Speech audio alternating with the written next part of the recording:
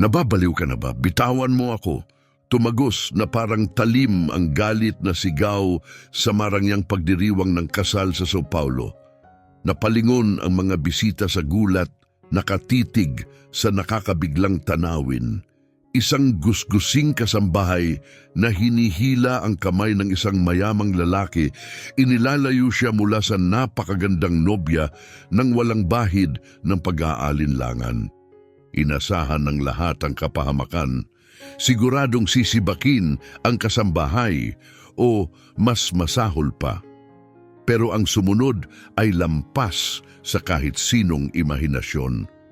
Nang tuluyang magsara ang mga pinto ng malaking ballroom sa likuran nila, nanginginig ang mga kamay ng kasambahay habang ibinibigay niya sa milyonaryo ang isang misteryosong lumang bagay.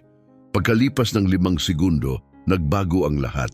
Muling lumitaw ang lalaki, maputla na parang niebe ang mukha at binigla ang lahat sa isang anunsyo.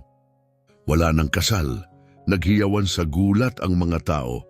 Ano kaya ang ipinakita niya na dahilan para ipatigil ng lalaki ang sarili niyang kasal? Ano man iyon, may kapangyarihan itong baguhin ang kapalaran ng buong pamilya. Isang matalim at nakakabasag na tunog ang sumira sa katahimikan sa loob ng Marangyang Ramirez Estate sa Alphaville. May isang masilang tasa ng porselana ang bumagsak sa sahig. Ang mainit na tsa, madilim na pula at umaso ay kumalat sa Persian carpet at tumalsik sa mamahaling pares ng imported na sapatos. Ang singaw na umaangat ay may dalang matamis na amoy. Isang amoy na ngayon ay tila nagbabadya ng trahedya. Nanigas si Noelia Mendoza, isang 23 taong gulang na kasambahay. Maayos ang tirintas ng kanyang blonding buhok at suot niya ang malinis na pulang uniforme na lalong nagpalutang sa maputla niyang balat. Hawak niya ang pilak na tray gamit ang 2 kamay kahit wala na itong laman. Hindi niya natapon ng tsaa. Ang babaeng nakaupo sa sopa ang nakasagi rito, sadyang tinumba sa isang mapanlibak na pitik. Tumayo agad si Marica Flores, ang magiging nobya ni Mariano. Napilipit ang kanyang elegante at magandang mukha sa kunwaring pagkabigla. Suot ang perpektong sutlang gown na gawa ng isang sikat na Brazilian fashion house para siyang reyna na handang parusahan ng isang alipin. Ano bang iniisip mo? Sigaw niya. Bulag ka ba? Pwede mong mapaso ang paa ko? Marumi kang maliit na bagay? Nakakadiri ka. Napaatras si Noelia ngunit ibinaba ang tray ng may malakas na kalabog. Kinakabahan siyang tumingin mula sa kalat sa alpombra papunta sa galit na mukha ng magiging amo niya. Hindi ko po sinasadya, ma'am, mahinang sabi ni Noelia, nanginginig ang boses sa takot. Nasa mesa na po ang tray, hindi ko po ito hinawakan. Tumahimik ka, singhal ni Marica habang lumalapit na parang mabangis na hayop. Sasagot ka pa? Ginawa mo ba ito dahil sa inggit? Alam mo ba kung magkano ang halaga ng mga sapatos na ito? Mas mahal pa kaysa sa buong sahod mo sa 1 taon. Sa sulok ng silid, tahimik lamang ang tagapamahalang si Sofia. Nakita niya ang lahat. Kitang-kita niyang ngumisi si Marica bago sinadyang itumba ang tsaa, pero wala siyang sinabi. Sa bahay na ito, si Marica ang nagahari na parang malupit na diktador. Lumuhod ka. Itinuro ni Marica ang basang sahig. Linisin mo. Ngayon din, gamitin mo ang mga kamay mo. Gamitin mo itong puting tela. Gusto kong maintindihan mo kung gaano kawalang halaga ang trabaho mo. Kinagat ni Noelia ang labi niya hanggang masaktan. Dahan-dahan siyang lumuhod. Dumidiin sa balat niya ang malamig na batong sahig habang yumuyuko siya sa pagitan ng nabasang tsaa at basag na porselana. Nanginginig ang kamay niyang kumuha ng puting panyo mula sa kanyang apron at nagsimulang punasan ang sapatos ni Marica. Pagkatapos, bigla na lang siyang tinulak ni Marica sa balikat gamit ang dulo ng sapatos nito. Hindi malakas ang sipa pero winasak nito ang natitira niyang dignidad. Bahagyang natisod si Noelia pero nanatili siyang nakaluhod. Kuskusin mo pa. Utos ni Marika na may malupit na kislap sa mata. Ayokong may matirang kahit anong marka at huwag mong ipapahid ang mabaho mong amoy sa mga gamit ko. Nakatungo si Noelia habang tahimik na tumutulo ang luha niya sa tsaa na kumapit sa alpombra. Hindi niya kayang mawala ang trabahong ito. May sakit ang kanyang ina sa Campos dos Goytacases. Kailangan ng kapatid niya ng tulong sa pag-aaral. Wala siyang ibang pagpipilian. At pagkatapos ay narinig ang yabag ng mga paa, mabagal, mabigat. Pumasok sa silid si Mariano Ramirez. Siya ay 38 taong gulang, nakasuot ng maayos na beige linen suit. Mukha siyang pagod, tila dinudurog ng buhay. Ang gwapo niyang mukha at malalim na asul na mata ay tila napupuno ng lungkot na dala ng mga taon. Huminto siya, nakita niya ang lahat, ang galit na nobya, ang kasambahay sa sahig, ang basag na tasa. Anong nangyayari? Tanong niya tuyong-tuyo at mababa ang boses. Biglang nagbago ang tono ni Marika, nawala ang galit. Bigla siyang nagkunwaring mahina at inosente. Nanginginig ang boses at may luha sa mga mata. Tumakbo siya kay Mariano at kumapit dito na parang takot na bata. Mahal ko, malambing niyang sabi, sobrang pabaya ng babaeng ito. Humingi lang ako ng tsaa, tapos natapon niya sa sapatos na ibinigay mo sa akin. Nag-aalala ako. Parang masamang senyales ito para sa kasal natin bukas. Tumingin si Mariano sa ibaba, sa mga sapatos.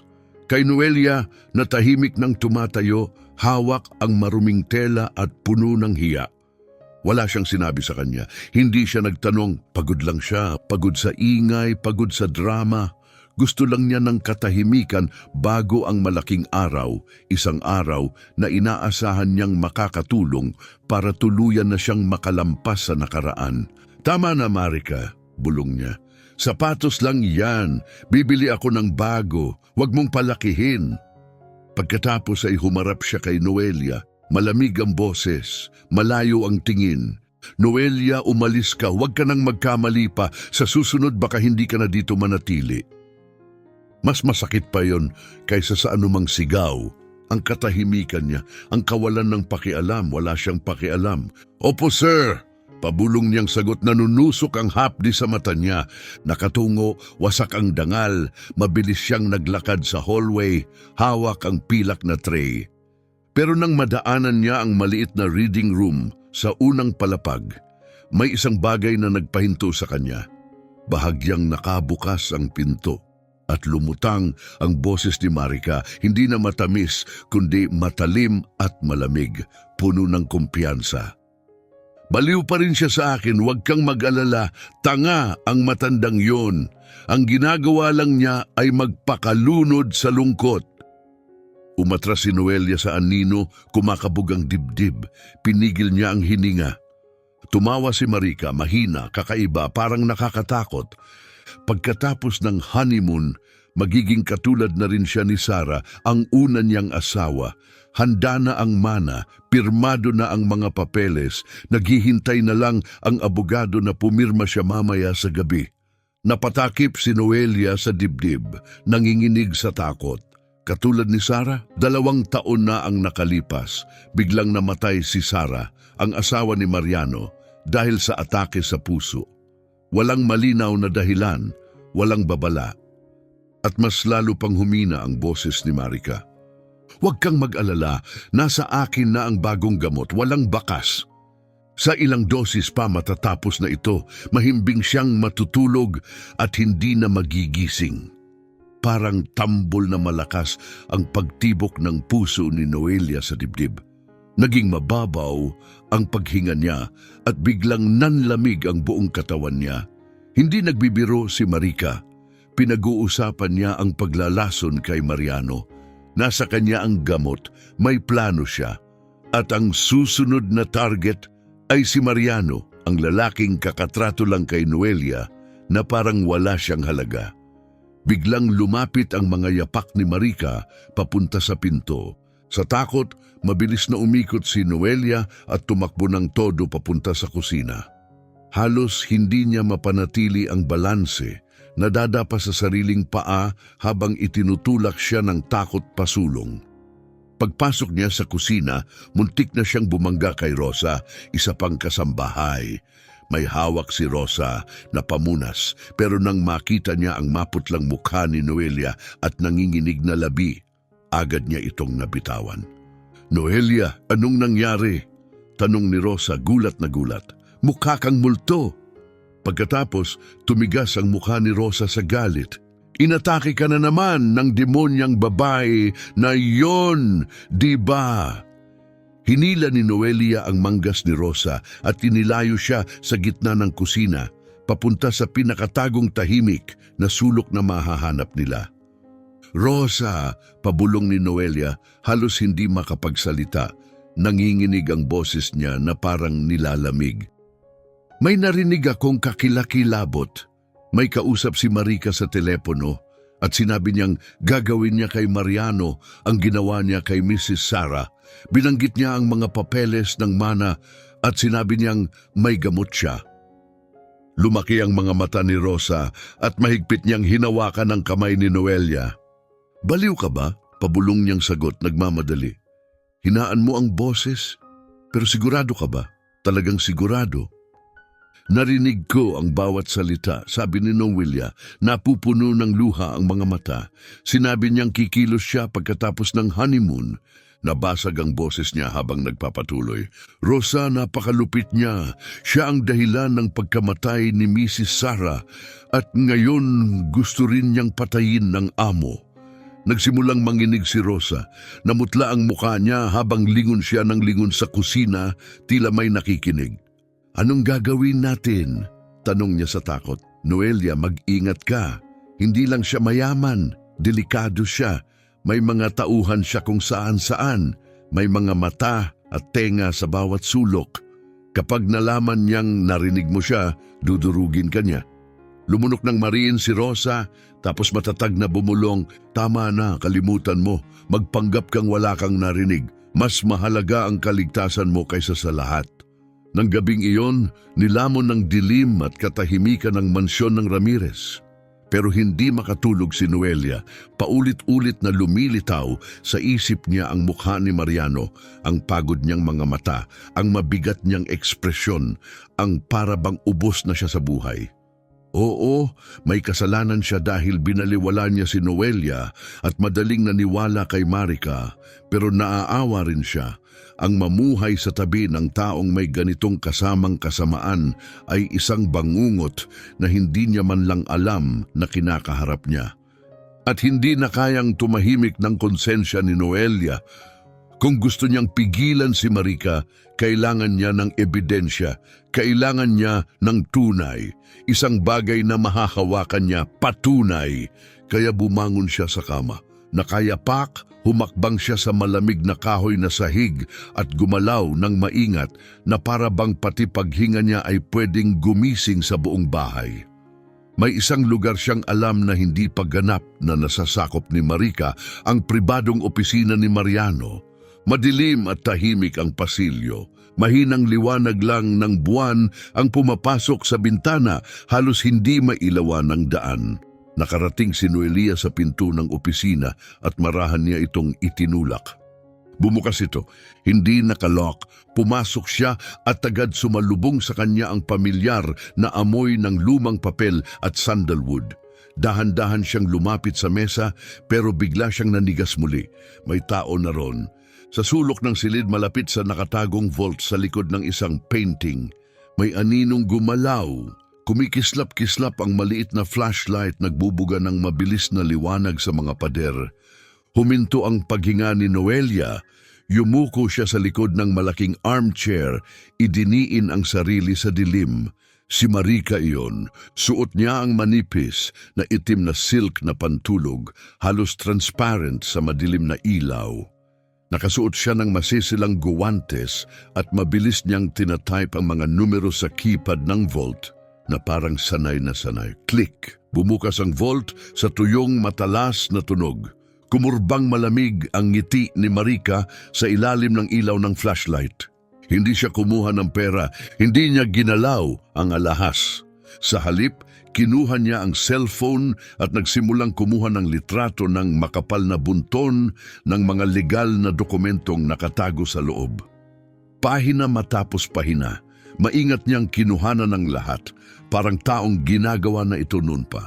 Pagkatapos, ibinalik niya ang mga dokumento sa eksaktong ayos, isinara ang vault at ibinalik ang painting sa pwesto. Lahat ng galaw niya ay kalmado, eksakto at profesional. Nanlamig ang dugo ni Noelia, pinatay ni Marica ang flashlight at naglakad papunta sa pinto. Sinubukan ni Noelia na gumalaw ng tahimik para makatakas muna. Pero sa dilim, tumama ang siko niya sa isang tumpok ng mga libro na nakapatong malapit sa gilid ng mesa. Thump! May isang librong nahulog at tumampal sa sahig na kahoy. Maliit na tunog lang yon, pero sa katahimikan ng gabi, parang putok ng baril ang lakas. Nanigas ang katawan ni Noelia, hindi man lang siya kumurap. Sa kabilang panig ng silid tumigil ang anino ni Marica. Dahan-dahan, lumingon siya. Bumuhos ang liwanag ng buwan sa bintana at tinanglawan ang mukha niya. Maganda pero malamig at matalim. Parang kumikislap sa dilim ang berde niyang mga mata habang sinusuri niya ang paligid. At saka bumagsak ang tingin niya eksakto sa pinagtataguan ni Noelia. Lumapit si Marica hakbang kada hakbang. Ang tunog ng mga paa niyang hubad sa kahoy ay parang pagbibilang pababa sa isang kakilakilabot na mangyayari. Tumigil siya mismo sa harap ng pinagtataguan ni Noelia.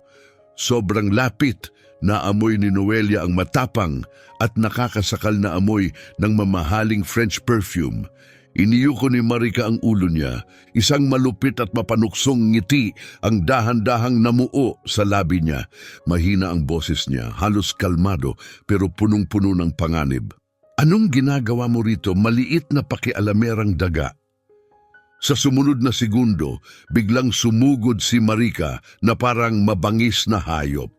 Hinablot ng nakagwantes niyang kamay ang braso ni Noelia ng napakalakas. Kumayod ang mga kuko niya sa balat ni Noelia kahit sa manipis na tela ng pantulog. Aray!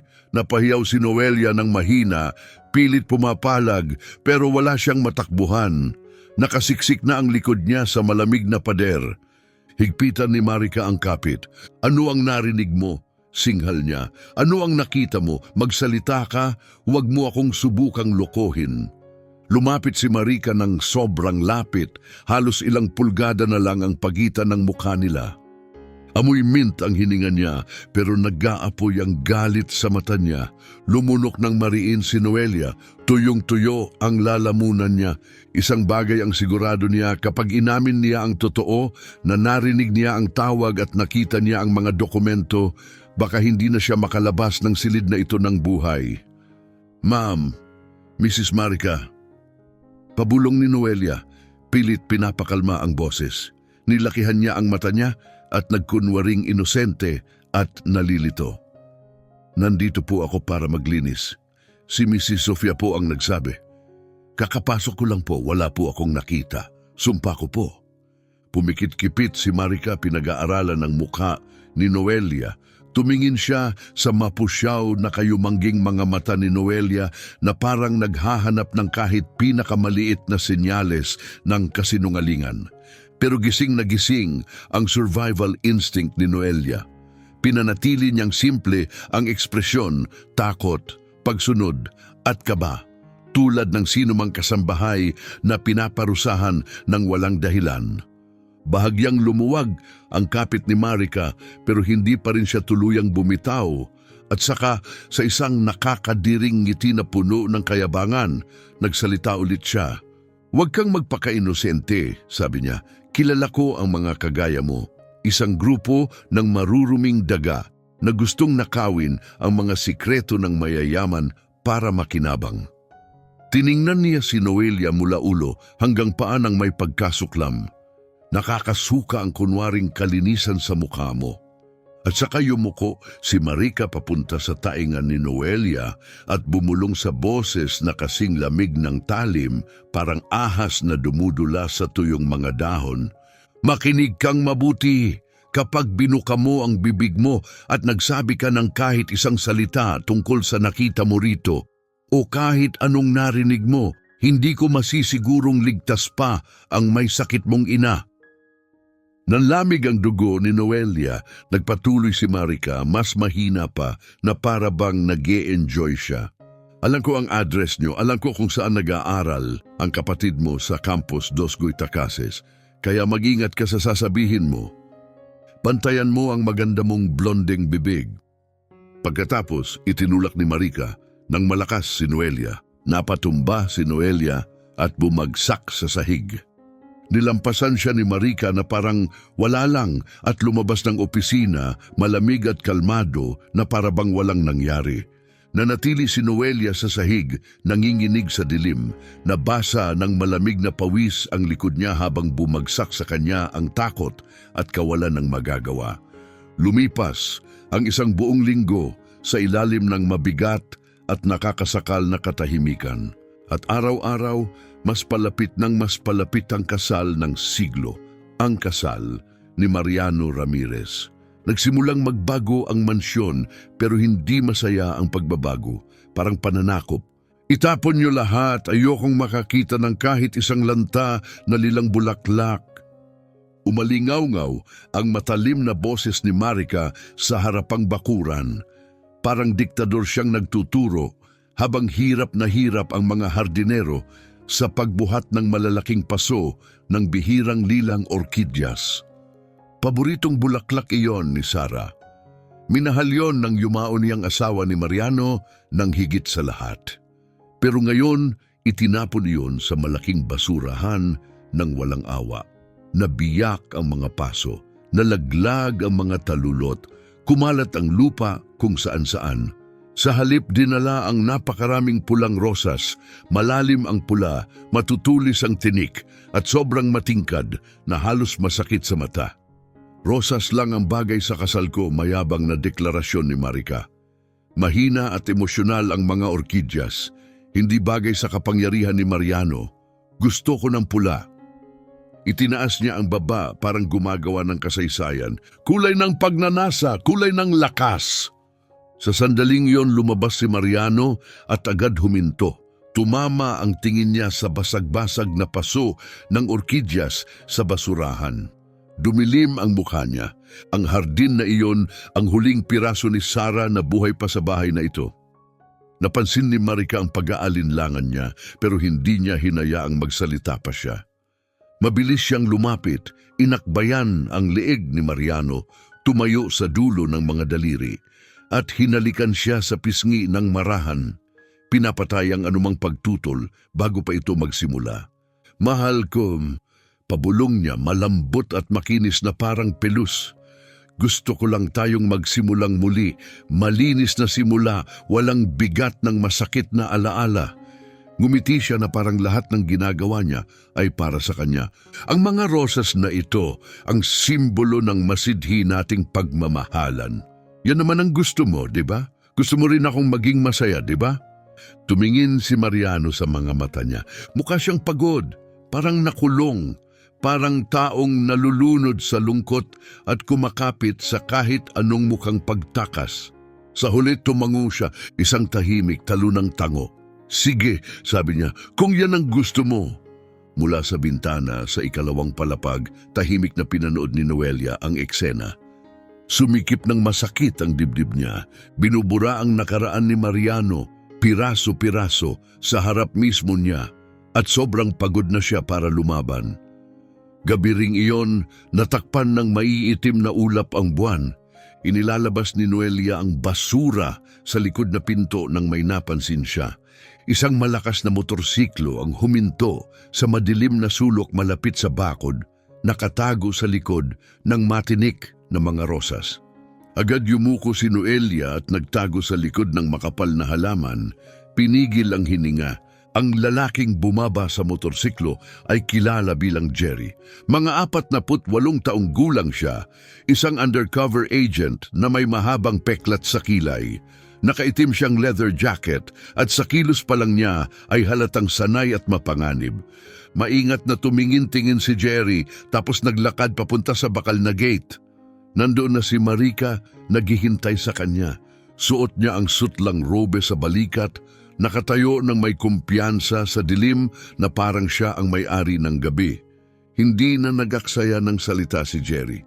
Kinuha niya sa bulsa ang isang maliit na vial na salamin. Sa loob nito ay malinaw, walang kulay na likido, walang label. Isinuksok niya iyon sa pagitan ng rehas ng gate. Ito ang tamang isa, sabi niya sa magaspang na boses. Walang kulay, walang amoy, 3 patak bawat araw. Titigil ang tibok ng puso niya na parabang napahimbing lang siya ng malalim at walang coroner na kailaman makakatuklas ng dahilan. Tinanggap ni Marika ang munting vial at mahigpit itong pinisil sa kanyang kamay. Sa ilalim ng mahinang ilaw ng poste, ang berde niyang mga mata ay sumalamin ng isang bagay na malamig at nakakatindig balahibo. "Perpekto," kalmado niyang sabi. "Siguraduhin mong mahimbing ang tulog ni Mariano gaya ng pagtulog ng asawa niya. Walang maghihinala, ipapadala ang natitirang bayad pagkatapos ng kasal." Pagkatapos, walang pag-aatubilis siyang tumalikod at muling nawala sa loob ng mansyon. Nakatago sa likod ng mga palumpong, tinakpan ni Noelia ang bibig niya para hindi mapasigaw. Nanginginig ang buong katawan niya. 3 patak sa isang araw. Ibig sabihin, baka ilang araw na lang ang natitira kay Mariano kung walang pipigil kay Marika. Mabilis na nag-iisip si Noelia, hindi siya pwedeng magparatang kay Marika ng walang ebidensya. Walang maniniwala sa isang kasambahay. Tatawagin siyang baliw, naiinggit o desperada. Kailangan niya ng tunay na patunay. Pero paano kung hindi sa kanya manggaling ang patunay? Paano kung manggaling ito sa boses ng babaeng namatay na? Bigla na lang naalala ni Noelia ang minsang nabanggit ni Rosa. Bago pumanaw si Mrs. Sara, umiinom daw ito ng mga supplements. At dahil nanginginig ang mga kamay niya at hirap siyang magsulat, madalas niyang nire-record ang mga iniisip niya, parang audio diary. Sumigaw ang instinct ni Noelia na isugal ito kahit delikado. Hindi na siya nag-aksaya ng 1 segundo. Tumakbo siya paakyat sa 2 palapag. Sumuot siya sa lumang kwarto ni Sara, ang kwartong 2 taon nang nakasara, ang kwartong ipinagbawal ni Mariano na pasukin ng sinuman. Malamig at mabigat ang hangin sa loob. Nababalutan ng alikabok ang mga gamit na parang manipis na kumot. Walang ginagalaw. Eksaktong-eksakto pa rin ang lahat na para bang huminto ang oras noong araw na namatay si Sara. Tahimik na naghanap si Noelia, nanginginig ang kamay habang gumagalaw sa dilim. Binuksan niya ang drawer sa tabi ng kama. Wala. Inangat niya ang kutsyon at tiningnan sa ilalim. Wala pa rin. Pagkatapos, lumuhod siya sa tabi ng malaking oak na vanity at maingat na kinapa ang likod nito. May nahawakan ng mga daliri niya, matigas na bagay, nakasuksok ng malalim sa makitid na pagitan ng pader at ng mabigat na kasangkapan. Buong lakas niyang hinila palabas, isang lumang diary na balot sa kupas na balat at katabi nito isang maliit na lumang tape recorder. Marahas ang panginginig ng kamay ni Noelia habang binubuklat ang diary sa huling pahina. Magulo at nanginginig ang sulat kamay, parang sinulat ng taong mahina, takot at paubos na ang lakas. "Hindi ito vitamins, Marika. Natatakot ako. Mariano, mag-ingat ka. Pinahihina ako ng gamot mula kay Dr. Santos." "Dr. Santos?" "Pribadong doktor ni Sara." Sumikip ang lalamunan ni Noelia, parang umiikot ang kwarto. Binuksan niya ang recorder. Isang munting pulang ilaw ang kumislap ng mahina na parabang buhay pa ng bahagya ang aparato. At sa mismong sandaling iyon, click! Tunog ng kandadong iniikot. Halos tumigil ang paghinga ni Noelia. Sa matinding panik, isiniksik niya ang diary at tape recorder sa bra niya, itinago ng malalim sa masikip na tela ng uniforme. Biglang bumukas ang pinto. Tumama sa mukha niya ang dilaw na ilaw. Mula sa hallway, nabulag siya sandali. Si Mariano iyon, mas pumayat ang mukha niya kaysa dati, pagod at tensyonado. Nakadilat ng malaki ang madilim niyang asul na mga mata, puno ng gulat at galit, habang nakatitig sa kasambahay na nakatayo sa tabi ng kama ng yumaong asawa niya. "Noelia!" Mababa ang boses niya, matalim at mas malamig pa sa yelo. "Anong ginagawa mo rito?" Malinaw kong sinabi na bawal ang sinuman sa kwartong ito. Pumasok si Mariano at sinarado ang pinto sa likod niya, halos isalpak. Nayanig si Noelia sa lakas ng tunog. Ang hangin, puno ng alikabok at masakit na alaala, biglang naging nakakasakal. "Hindi mo ba naintindihan ang utos ko?" Singhal ni Mariano. "Bawal ang kwartong ito. Bakit ka nandito? Ano ang hinahanap mo?" Umatras si Noelia hanggang sa tumama ang gulugod niya sa gilid ng kama. Kusang umangat ang kamay niya sa dibdib, doon sa parte kung saan dumidiin sa balat niya ang diary at recorder. Parang nagbabagang lihim na hindi niya maitago. Sobrang lakas ng tibok ng puso niya, akala niya puputok ang tadyang niya. Tumingin siya kay Mariano, sa lalaking malapit ng masira nang hindi man lang niya alam. "Sir, ako po ay..." Nabuhol ang mga salita niya sa lalamunan na hindi na niya kayang magpanggap. Mas mahalaga ang buhay niya kaysa sa takot niya. Huminga ng malalim si Noelia, tinipon ang natitira niyang tapang. Pagkatapos, itinaas niya ang ulo at tiningnan si Mariano sa mata. Nanginginig ang boses niya pero mas matibay ang determinasyon niya kaysa dati. "Mr. Mariano, huwag po kayong magpakasal kay Mrs. Marica. Hindi po siya kung sino ang pinapakita niya. May narinig po ako at may nakita po ako. Hindi po ako naniniwalang aksidente ang pagkamatay ni Mrs. Sara. Naniniwala akong may kinalaman si Mrs. Marica. At may patunay po ako." Umangat ang kamay niya sa dibdib, handang ilabas ang recorder. Kumunot ang noo ni Mariano, litong-lito at nabigla. "Ano?" tanong niya. "Anong sinasabi mo? Anong klasing kalokohan to?" Bago pa makapagpaliwanag si Noelia, bumukas ulit ang pinto ng kwarto at lumitaw si Marica ng tahimik, parang multo. Nakatayo siya sa bungad, suot ang puting silk na pantulog. Banayad ang makeup, maingat na ginawa para magmukha siyang inosente at nag-aalala. Pero nakapako ang mga mata niya kay Noelia. Matalas, nagbabanta, mapanganib. Nakita niya ang galaw ni Noelia. Agad niyang naintindihan, may ilalabas na si Noelia. Sumugod si Marica bago pa mailabas ni Noelia ang kahit ano. Hinawakan niya ang braso ni Mariano at ibinaon ang mukha sa balikat nito, nanginginig na parang umiiyak. "Mahal ko," mahina niyang hikbi. "Amoy Sara pa rin ang kwartong ito. Miss na miss ko siya. Pero si Noelia..." Dahan-dahang inangat ni Marica ang ulo. Tumutulo ang luha sa pisngi sa pinakadramatikong paraan. Pagkatapos, itinuro niya si Noelia na parang isang kriminal. "Nakita ko siyang palihim na lumalabas sa kwarto ko," pahayag ni Marica. "Ninakaw niya ang kwintas na perlas ng nanay mo. Yung ibinigay niya sa akin. Alam mo kung gaano kahalaga sa akin yon. Gusto niyang sirain ang kaligayahan natin."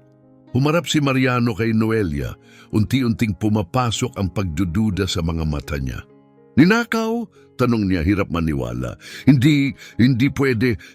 "Hindi po totoo," protesta ni Noelia, mabilis na umiling. Pero hindi siya pinatapos ni Marica. Lumapit siya at hinablot ang apron ni Noelia ng madiin. "Kung ganon, tingnan natin kung ano ang itinatago mo," malamig na sabi ni Marica. Mabilis ang kamay niya, sumuong sa malaking bulsa sa harap ng apron ni Noelia. Nagkunwari si Marica na hirap siyang humugot ng isang bagay, parang may hinahanap siyang nakabaon. At sa kanya itinaas sa ilaw ang kumikislap na kuwintas na perlas. "Heto," sigaw ni Marica, "hawak-hawak ito na parang nanalo ng premyo. Kita nyo? Sabi ko na nga ba, magnanakaw siya, sakim na maliit na kasambahay." Namanhid ang buong katawan ni Noelia, parang yelo ang dumaloy sa ugat niya. Kailan napunta ron ang kwintas? Napagtanto ni Noelia na nangyari iyon kanina pa, marahil noong itinulak siya ni Marica sa hallway. Baka itinago niya ito ng napakabilis kaya hindi man lang napansin ni Noelia. Nakatitig si Mariano sa mga perlas sa kamay ni Marica. Hindi lang iyon alahas, pamanay yun ng pamilya, alaala ng kanyang ina. Pagkatapos, tumingin siya ulit kay Noelia. Nagbago ang ekspresyon niya ng paunti-unti, una, pagdududa, sumunod, pagkadismaya, at sa huli, lubos na pagkasuklam. Nabasag ang tahimik na tiwalang ibinigay niya kay Noelia. Akala niya, iba si Noelia. Akala niya tapat ito. Pero ngayon, sa paningin niya, isa na lang siyang babaeng sumalakay sa pribado niyang mundo para magnakaw at magsinungaling. "Sir, bitag po yan!" Iyak ni Noelia na babasag ang boses. "Pinagtulungan niya ako. Gusto niya kayong saktan. Pakinggan niyo po ako." "Tama na!" Sigaw ni Mariano, umalingaw-ngaw sa buong kwarto. "Magnanakaw ka at may sira ang ulo mo. Paano mo nagawang idamay ang yumaong asawa ko sa marurumi mong laro?" Itinuro niya ang pinto. "Lumayas ka sa bahay ko ngayon din at kapag nakita kita kahit saan malapit sa lupang ito, tatawag ako ng pulis at ipapaaresto kita." Kumurbang may tagumpay ang labi ni Marica. "Security!" Malakas niyang sigaw. Agad lumitaw ang dalawang malaking guwardya.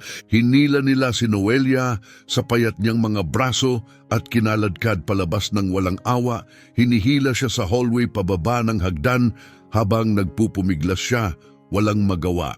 "Bitawan niyo ako," sigaw ni Noelia. "Mr. Mariano, pakiusap, pakinggan niyo ako." Pero wala siyang laban sa kanila. Itinulak nila siya palabas ng malaking bakal na gate at itinapon sa labas na parang wala siyang halaga. Bumubuhos ang ulan. Bumagsak si Noelia sa basang semento. Basang-basa ang uniforme at putik ang blonding buhok niya. Sa likod niya, sumara ng malakas ang bakal na gate. Kasunod noon ang matalim na tunog ng kandadong sumasara. Ang malamig na click ng metal ay umalingaw-ngaw sa mga rehas. Sa malabong paningin niya, nakita ni Noelia ang ilang empleyado na nakatayo sa malapit, pinapanood ang nangyari. Tinakpan ni Rosa ang bibig niya gamit ang mga kamay, tumutulo ang luha habang tahimik na umiiyak. Pero ang isa pang kasambahay, si Maria, lumapit sa isang tao at bumulong nang may kasiyahan. "Sabi ko na," bulong niya, "nagpapaka-inosente yang blondeng yan, pero tuso, bastos na kasambahay lang." Nakuha niya ang nararapat. Tumama ang ulan sa mukha ni Noelia na parang mga karayom na yelo. Nanginginig siya ng todo, hindi lang sa lamig, kundi sa kalupitang naranasan niya. At mas masahol pa roon, takot na takot siya para kay Mariano. Dahil ngayon, mag-isa na siya kasama si Marica at wala pa rin siyang ideya sa paparating. Pinilit ni Noelia na tumayo. Masakit ang katawan niya, pero nagsimula siyang maglakad sa bagyo papunta sa maliit niyang inuupahang boarding house. Pagdating niya, para siyang nilunod, basang-basa, nanginginig at ubos na ubos. Ikinandado niya ang sarili sa mamasa-masa niyang maliit na kwarto at agad niyang inabot ang bra niya. Nandoon pa rin ang leather diary at nandoon pa rin ang maliit na tape recorder. Sa gitna ng gulo at paghahalughog sa apron, hindi ito na-check ng maayos ni Marica. Nanginginig ang kamay ni Noelia habang maingat niyang pinunasan at pinatuyo ang recorder. Pagkatapos, hinanap niya ang luma niyang cassette player, ikinabit ang cable at pinindot ang play. Umalingaw-ngaw ang paghihip ng static sa kwarto. At saka, ang marupok na boses ni Sarah, mahina, nanginginig at totoong-totoo, ang pumuno sa katahimikan. "Mariano," bulong ni Sarah. "Si Marica, binago niya ang supplements ko. Pinahihina niya ako araw-araw. Natatakot ako. Gusto niya ang lahat. Pakiusap, mag-ingat ka. Pinilit niya si Dr. Santos. Iligtas mo ako." Yumakap si Noelia sa recorder gamit ang dalawang braso na para bang buhay itong puso. Gumulong ang luha sa pisngi niya, humahalo sa tubig ulan na tumutulo pa mula sa buhok niya. Sa wakas, nasa kamay na niya ang katotohanan, pero bukas na ang kasal na pwedeng magtakda kung buhay o kamatayan. Paulit-ulit na umuukit sa isip ni Noelia ang mensahe ni Sarah, parang sumpa at babala. Marika, ang gamot, si Dr. Santos. Mag-ingat ka. Ni-rewind ni Noelia ang tape. Pinakinggan niya ulit at ulit. Sa bawat ulit, mas humihigpit ang takot sa dibdib niya. Pero kasabay nito, may mas malakas na bagay na nagsisimulang tumubo sa loob niya. Isang mabangis na determinasyon. Hindi na ito basta patunay lang. Ito ay desperadong sigaw ng tulong mula sa babaeng patay na. At ito rin ang hatol na nakasabit sa ulo ni Mariano, Dr. Rodrigo Santos, ang pribadong doktor ni Sarah. Ang pangalang iyon ang susi sa lahat. Pero sa kaibuturan, alam ni Noelia ang nakakatakot na katotohanan. Baka huli na para hanapin pa siya. Dahan-dahang lumipat ang tingin ni Noelia sa orasan sa dingding. Ang maliit na kamay ng orasan ay nakaturo sa bilang na 2, 2:00 ng madaling araw. Nakatakdang magsimula ang seremonya ng kasal 10:00 sa loob ng tanyag na Morumbi Mother Church, isa sa pinaka-prestihiyosong simbahan sa São Paulo. Mabilis na nauubos ang oras, parang huling mga butil ng buhangin sa orasan na unti-unting bumabagsak. Hindi maipikit ni Noelia ang mga mata. Hindi siya pwedeng mahiga at magkunwaring walang nangyayari habang nakabitin sa isang sinulid ang buhay ng isang lalaki. Kaya nagpasya siya. Isinuot niya ang manipis na jacket, mahigpit na hinawakan ang tape recorder at tumakbo sa gabi ng buong lakas, diretso sa pinakamalapit na istasyon ng pulis, ang 4th District Precinct. Halos mukhang abandonado ang istasyon. Ang malamig na puting ilaw ng fluorescent ay kumikislap-kislap sa ibabaw. Umaalingaw-ngaw ang ugong na parang galit na mga insekto at lalong pinaparamdam na walang buhay ang lugar. Sa likod ng mesa sa harap, nakaupo ang duty officer, isang matabang, nasa katanghaliang gulang na lalaki na inaantok ang mga mata at iritado ang mukha. Tiningnan niya si Noelia habang papalapit na parabang isa lang siyang abalang dumating sa maling oras. Hindi nag-atubili si Noelia. "Kailangan kong mag-report ng emergency," mabilis niyang sabi. "May nagbabalak sakta ng isang lalaki. Seryoso ito." Binigwas niya ang recorder sa mesa. Sobrang nanginginig ang mga kamay niya, halos hindi niya makontrol. "Ang biktima si Mr. Mariano Ramirez," sabi niya. Nanginginig ang boses pero matatag. "May patunay ako sa tape na ito. Hindi natural ang pagkamatay ng asawa niya. Hindi iyon aksidente." Tinaas ng opisyal ang isang kilay, walang bilib. Kinuha niya ang maliit na recorder, inikot-ikot sa kamay ng sandali, tapos ibinagsak ulit sa mesa ng malakas, parang walang halaga. Walang anumang pagmamadali, binuksan niya ang drawer, kumuha ng makapal na bunton ng mga papeles at itinulak iyon papunta kay Noelia ng tamad. "Sige, miss," unggol niya. "Kalma, punan mo to. Buong pangalan, ID number, relasyon mo sa biktima at sa suspect, tapos pirma sa ibaba." Agad kinuha ni Noelia ang ballpen, desperadong makipagtulungan. Pero sobrang panginginig ng kamay niya kaya magulo at halos hindi mabasa ang sulat niya. Tumingala siya ulit, sumisikip ang dibdib sa panik. "Sir, 10:00 ang kasal. Wala nang oras sa mga form. Pakiusap, pakinggan niyo po ang tape ngayon din. Si Marica Flores ay magbabalak saktan siya pagkaraan lang ng kasal." Nang mabanggit niya ang pangalang Marica Flores, biglang nanigas ang opisyal. Tumigil ang pagtapik ng ballpen niya. Biglang nagiba ang ekspresyon mula sa inip na walang pakialam, papunta sa maingat na kaseryosohan na may kasamang malupit na mapanuksong ngiti. Dahan-dahan, sinipat niya si Noelia mula ulo hanggang paa, ang damit na basa pa sa ulan, ang gusot na buhok, ang murang sapatos na tela na puno ng putik. "Marica Flores," ulit niya may ngising mapangasar. "Ibig mong sabihin, ang nobya ni Mariano Ramirez, ang pinakamayaman at pinakamaimpluwensyang lalaki sa lungsod na to, ay nagpaplano ng pagpatay.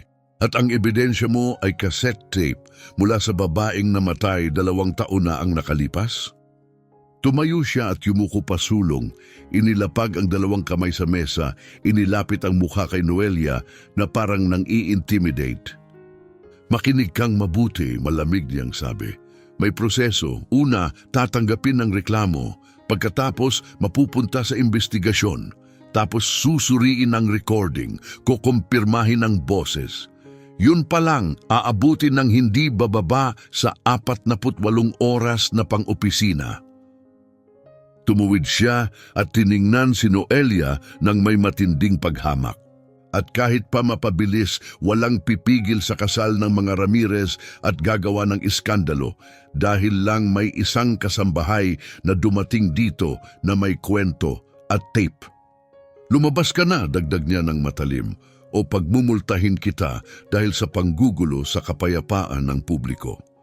Lumuwag ang mga daliri ni Noelia, nalaglag ang bulpen mula sa kamay niya at gumulong sa mesa. 48 oras. Nanikip ang sikmura niya. Sa oras na yon, baka nalason na si Mariano. Hindi siya tinanggihan ng pulis dahil hindi sila naniniwalang may krimen. Tinanggihan siya dahil napakabagal ng sistema, napakatigas at takot na takot umaksyon laban sa makapangyarihang pamilya. Ang bigat ng impluensya ng mga Ramirez ay parang pader na bakal, pader na hindi kayang basagin ng isang dukhang kasambahay sa loob ng isang gabi. Umatras si Noelia, niyakap ang recorder sa dibdib na parang huli niyang pag-asa. Pagkatapos, tumalikod siya at tumakbo palabas ng istasyon. Mag-isa na siya ngayon. Mag-isa laban kay Marica, mag-isa laban sa mga mayayaman, mag-isa laban sa oras. Maya-maya, sumikat ang araw sa ibabaw ng São Paulo, tinanglawan ng mga bubong at kalsada.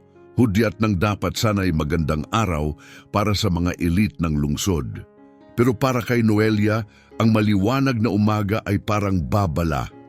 Araw ng paghuhukom, ang sandaling pwedeng mailigtas ang buhay o tuluyang mawala. Tiningnan niya ang sarili sa salamin, namamaga at nangingitim ang paligid ng mga mata niya dahil magdamag siyang gising. Maputla at hungkag ang mukha niya. Pero sa kaibuturan ng pagod niyang titig, may bagong apoy na naglalagablab. Apoy na hindi basta mamamatay kung tumangging protektahan ng batas si Mariano. Siya ang magpoprotekta kahit ano pa ang kapalit. Kahit gaano ito kabaliw, kahit anong panganib ang naghihintay. Kinuha ni Noelia ang cellphone niya at tinawagan si Rosa. Rosa, pakiusap, pabulong niyang sabi. Nagmamadali. Kailangan ko ng isang huling pabor. Kailangan ko ng uniforme, malinis, pinakalinis na meron ka. Pula, itago mo sa recycling bin sa eskinita sa likod ng Morumbi Mother Church. Lalong tumalim ang boses niya. Nakasalalay dito ang buhay niya. Huwag mo na akong tanungin kung bakit, dagdag niya agad. Pagtiwalaan mo lang ako. 9:00. Ang mga kalsada sa paligid ng Morumbi Mother Church ay puno ng mga luxury car, mamahaling bisita at mga security guard na nakaitim na suit na may earpiece sa tainga. Tinakpan ni Noelia ang ulo niya ng lumang shawl at dumaan sa maruruming makikitid na eskinita sa likod ng simbahan. Iniiwasan ang pangunahing pasukan para hindi siya makilala. Biglang may matangkad na anino ang humarang sa daan. Nanlamig ang dugo niya, si Jerry. Nakasandal siya sa bitak-bitak na pader na ladrilyo, nakakrus ang mga braso. Pinapanood siya na parang mangangaso na nakatitig sa nahuling biktima. Bahagyang gumalaw ang peklat sa kilay niya habang ngumiti. Naghihintay siya. Hindi tanga si Marica na unahan na niyang isipin na may susubukang gawin ang maliit na kasambahay. Nagmamadali kang tumakbo kung saan, maliit na daga, pang-iinsulto ni Jerry. Tumatawa habang nagpapakita ng ngipin. Humakbang siya pasulong, inaabot ang kamay. Agad lumiko si Noelia at tumakbo. Sumugod siya papasok sa masikip at mataong palengke, natatabig ang mga basket ng prutas kaya gumulong ang mga kahel at saging kung saan-saan. Nagulo ang paligid at nabara ang daraanan niya. Pero hindi nagpahuli si Jerry. Bumubulusok ang mga yapak niya sa lupa na parang hampas ng martilyo, mabilis at mabigat. Nakita ni Noelia ang isang siwang at biglang sumuot sa isang maliit na grocery, ang tindahan ni Senyor Jose. Sa loob, isang matandang halos 70 taong gulang ang tahimik na nag-aayos ng mga paninda sa estante. Nang makita niya ang takot sa mukha ni Noelia at ang mapanganib na lalaking humahabol, hindi siya nagtanong kahit isa. Agad siyang kumilos. Hinablot niya ang braso ni Noelia, hinila papunta sa likod ng counter at itinulak siyang yumuko. Pagkatapos, tinakpan niya si Noelia ng malalaking sako ng bigas, itinago ng buo. Ilang segundo bago rumagasa si Jerry sa loob. "Matanda!" sigaw ni Jerry na galit. "May nakita ka bang blondeng babae na dumaan dito?" Kalmadong inayos ni Senyor Jose ang sombrero niya na parang walang nangyayari. Tapos itinuro niya ang likod na pinto papunta sa pangunahing kalsada. Dumaan siya roon, kaswal niyang sabi. Ang bilis, parang ardilya. Umungol si Jerry, naniwala at tumakbo palabas sa likod na pinto nang walang pag-atubili. Nang mawala si Jerry, gumapang palabas si Noelia mula sa ilalim ng mga sako, inuubo at nababalutan ng puting alikabok. Pabulong siyang nagpasalamat kay Senyor Jose, tapos nagmadali siyang bumalik sa eskinita sa likod ng simbahan. Doon, sa loob ng recycling bin, nakuha niya ang malinis na pulang uniforme na ipinangako ni Rosa.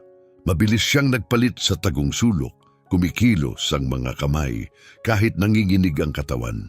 Muli niyang itinirintas ng maayos ang maliwanag niyang blondeng buhok. Pagkatapos, itinago niya ang recorder at ang earbuds ng malalim sa bra niya, idiniin sa kumakabog niyang puso na parang lihim na sandata. Nakatayo malapit sa side entrance na ginagamit ng mga manggagawa sa simbahan, huminto si Noelia at huminga ng malalim. Tumingin siya sa refleksyon niya sa salaming pinto. Hindi na siya yung takot na babae nung nakaraang gabi. Nandoon pa rin ang takot, pero hindi na siya kontrolado nito.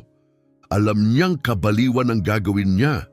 Pwede siyang itaboy, hiyain sa harap ng daan-daang makapangyarihang tao, o mas masahol pa, saktan siya doon mismo, pero hindi na siya pwedeng umatras. Hindi na ngayon. Nagsimulang tumunog ng malakas ang mga kampana. 10:00 na eksakto. Sa loob ng simbahan nakatayo si Mariano sa altar, naghihintay. Inabot ni Noelia ang malamig na bakal na hawakan ng pinto. Pagkatapos, itinulak niya ang mabibigat na pintong roble ng buong lakas. Sumabog ang pagbukas ng pinto sa isang malakas na bang na parang kulog. Bumuhos ang matinding sikat ng araw papasok sa simbahan. Hinihiwa ang solemne at maringal na tugtog ng organ. Tumigil ang lahat, ang musika, ang mga bulungan, ang mga galaw, pati paghinga, sabay-sabay na lumingon ang daan-daang ulo. Ang pinakamayayaman sa Sao Paulo ay nakatitig sa pasukan, lubos na namamangha. At naroon siya. Nakatayo si Noelia sa bungad ng pinto, pinaliligiran ng nakabubulag na liwanag. Ang blondeng buhok niya, mahigpit ang tirintas, ay kumikislap sa ilalim ng araw na parang korona. Ang malalim na pulang uniforme ng kasambahay ay yumayakap sa payat niyang pangangatawan at nangingibabaw na parang apoy sa gitna ng mapupusyaw na pastel na damit at eleganting itim na suit. Sa may altar, biglang nagyelo ang hangin. Nakatayo si Marica sa tabi ni Mariano, suot ang perpektong puting wedding dress mula sa isang tanyag na Brazilian designer. Agad naglaho ang masayang ngiti sa labi ni Marica. Pinalitan ito ng purong takot dahil nakatitig siya sa taong akala niyang tuluyan na niyang naalis. Humigpit ang magandang mukha ni Marica, pumilipit ang ekspresyon niya, at sa sandaling iyon, tuluyan niyang nakalimutang umarte bilang matamis at inosenteng nobya. Itinaas ni Marica ang braso niya at itinuro si Noelia. Sumisigaw ng sobrang lakas kaya umalingaw-ngaw ang boses niya sa matayog na batong kisame ng simbahan. Winawasak ang sagradong katahimikan ng seremonya. "Security! Ilabas niyo rito ang baliw na babaeng yan!" sigaw ni Marica. "Magnanakaw yan! Nandito siya para sirain ang lahat. Huwag niyong hayaang lumapit pa. Sa sandaling sumigaw si Marika, parang nagpindot siya ng alarma. 3 dambuhalang gwardya na nakaitim na suit, bawat isa may earpiece, ang sumulpot mula sa iba't ibang sulok ng simbahan. Mabilis silang kumilos, parang mga mandaragit na matagal nang naghihintay ng pahintulot umatake, pero hindi natigilan si Noelia. Hindi siya umatras, hindi siya nagatubili kahit 1 segundo. Sa halip, huminga siya ng malalim, tinipon ang lahat ng lakas na natitira sa mga paa niya at tumakbo siya. Sumugod siya pababa sa mahabang pasilyo na parang palasong pinakawalan, mabilis na tumatakbo sa pulang karpet habang nagtatayuan sa gulat ang mga bisita. May mga napasinghap, may mga umurong, may mga mabagal kumilos at muntik ng matumba. Pero tuloy lang si Noelia, hinihiwa ang tao, binabaliwala ang mga insulto, ang paghusga at ang mapanlait na tinging ibinabato sa kanya.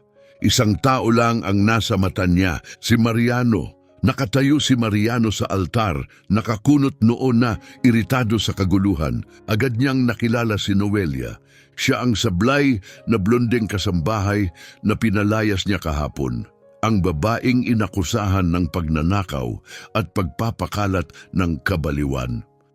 At ngayon, may lakas loob pa itong magpakita ulit. Sa harap ng lahat, sa pinakaimportanteng araw ng buhay niya, mabilis na umakyat ang galit ni Mariano, nilulunod ang huling hibla ng pasensya niya. Sa likod niya, muling sumigaw si Marika, sinusubukang humarang sa pasilyo. "Pigilan niyo siya!"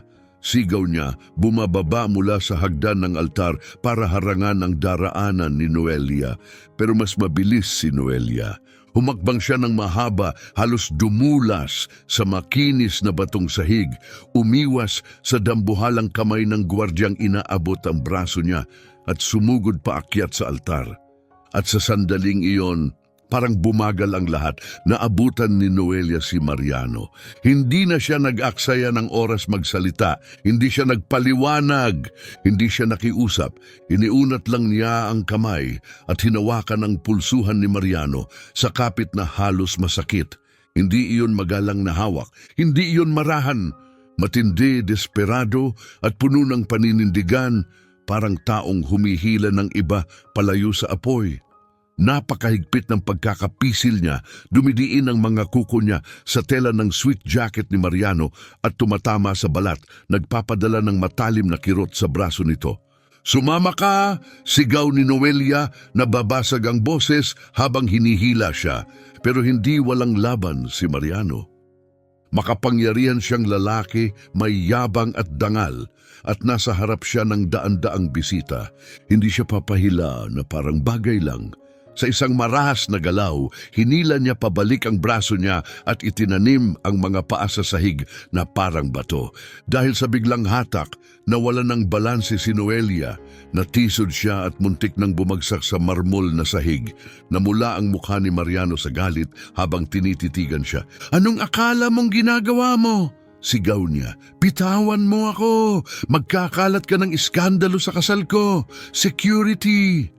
Pero hindi pa rin siya binitawan ni Noelia. Kumapit siya sa kamay ni Mariano na parang nalulunod na kumakapit sa huling piraso ng kahoy sa dagat. Kahit pilit siyang kumakawala ni Mariano, 2 gwardya ang sumugod paakyat sa altar. Inaabot si Noelia para kaladkarin palabas. Sumugod din si Marika, itinaas ang kamay na parang sasampalin si Noelia. Nagkagulo ang simbahan. May mga sumisigaw, huminto ang musika, puno ng pagkabigla ang bawat sulok, pero wala nang pakialam si Noelia. "Sumama ka?" Sigaw niya ulit, nilalabanan ng ingay. Pagkatapos, inangat niya ang baba at tumitig ng diretso sa nag-aapoy na galit na mga mata ni Mariano. Hindi na takot ang nasa mga mata ni Noelia. May iba na ngayon, mabigat, masakit at nakakatakot na totoo. "Kung ayaw mong matulad sa asawa mo," malakas na sabi ni Noelia, nanginginig ang boses pero malinaw, "umalis ka kasama ko. Ngayon na!" Tumama ang mga salitang iyon kay Mariano na parang malamig na tubig, parang biglang sampal ang nangyari sa asawa niya, Sarah. Ang pagkamatay niya, ang sugat na pilit niyang ibinabaon. Nanigas ang buong katawan ni Mariano. Ang kamay na nakaangat para itulak si Noelia ay tumigil sa ere. Hindi dahan-dahang nawala ang galit niya. Bigla itong naglaho, napalitan ng pagkagulat na parang sinakal ang hangin sa dibdib niya. Lumaki ang mga mata niya, sumikip ang lalamunan niya. Bakit ba banggitin ng kasambahay si Sarah? At bakit ganun ang mukha niya? Desperado, seryosom, puno ng sakit. Isang kisap lang tumagal ang paghinto, pero sapat na iyon. Hindi sinayang ni Noelia ang sandaling iyon. Nararamdaman niya ang pag-aalinlangan ni Mariano, ang kalituhan, ang pagbagsak ng depensa nito kahit isang hininga lang. At muling humila si Noelia ng buong lakas. Takbo! Sigaw niya. Natisod si Mariano pasulong, nawalan ng balanse sa isang hakbang, saka isa pa. Hindi pa rin niya lubos maintindihan ang nangyayari. Umiikot ang isip niya sa pagitan ng unti-unting nawawalang galit at ng kakilakilabot na kahulugan ng sinabi ni Noelia. At bago pa siya tuluyang makalaban, sumunod ang katawan niya sa galaw. Hinayaan niyang mahila siya. Sumugod sana ang mga gwardya pero pumanig kay Noelia ang kaguluhan. Humarang ang malapad na wedding dress ni Marika habang sinusubukan niyang harangan ang pasilyo. Nagkabuhol ang tela, nadulas ang mga paa, natisod ang isang gwardya, sumunod ang isa pa. Sa gulo, nagbanggaan sila at nasayang ang mahahalagang segundo. Samantala, walang awa na hinihila ni Noelia si Mariano, puro determinasyon ang lakas niya. Halos ayaw man siya sundan ni Mariano, pilit pa rin kumakawala sa instinct, sumisigaw habang natitisod sa likod niya. Bitawan mo ako, sigaw niya. Baliw ka, saan mo ako dinadala? Pero hindi bumitaw si Noelia. Hinila niya siya papunta sa gilid na pinto, patungo sa likurang vestibule, sumisingit sa tao habang may mga sumisigaw at nagtuturo. Sa likod nila, tumaas ang boses ni Marika sa purong panik, matalim at desperado. Mariano, sigaw niya, anong ginagawa mo? Bumalik ka. Huwag mong hayaang kaladkarin ka niya. Hindi man lang lumingon si Noelia, sumara ng malakas ang side door sa likod nila at biglang nawala ang ingay mula sa simbahan.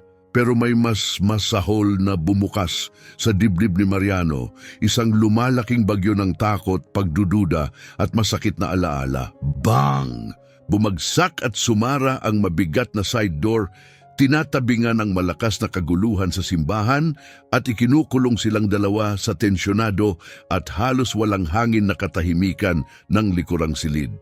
Pagkasara ng pinto, marahas na hinila ni Mariano ang kamay niya palayo. Sa lakas, umatras si Noelia hanggang sa tumama ang likod niya sa malamig na pader. Humihingal siya ng malalim. Mabilis ang pag-angat at pagbaba ng dibdib niya matapos ang matinding pagtakbo. Nalusaw ang ayos ng tirintas niya. Kumakapit ang magugulong hibla sa pawisang noo. Nakatayo si Mariano sa harap niya. Inaayos ang kwelyo ng suit jacket na tabingi na dahil sa pagkakahila. Namumula pa rin ang mukha niya. Mabigat ang paghinga niya. Nag-aapoy sa galit at kalituhan ang madilim niyang asul na mga mata. Tinitigan niya si Noelia na parang tumakas ito sa mental hospital. Anong kabalbalan yon, Noelia? Sigaw niya, umuukit ang boses sa walang laman na espasyo. Sinira mo ang kasal ko. Kinaladkad mo ako para pagtawanan ako ng lahat. Humigpit ang panga niya. Ano ang gusto mo? Singhal niya. Pera, ganti dahil sinibak kita? Yan ba? Hindi nakipagtalo si Noelia. Hindi man lang niya sinubukang ipagtanggol ang sarili sa mahabang paliwanag. Wala na siyang oras. Maputla ang mukha niya, nanginginig ang labi niya. Sa halip, mabilis siyang kumilos at isinuksok ang kamay sa bra niya. Inilabas ang lumang tape recorder at ang earphones na nagkabuhol-buhol sa pagtatago. Ayoko ng pera! Sabi ni Noelia, magaspang at basag ang boses, puno ng luha ang mga mata.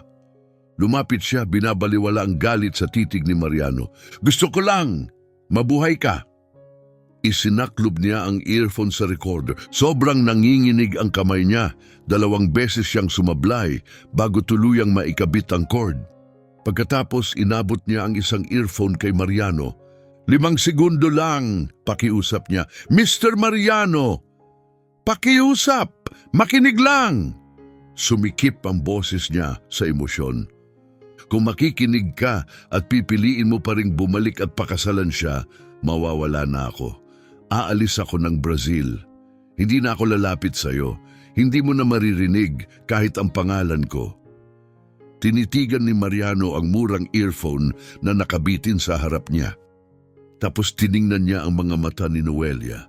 Walang kasakiman, walang plano, walang panlilinlang.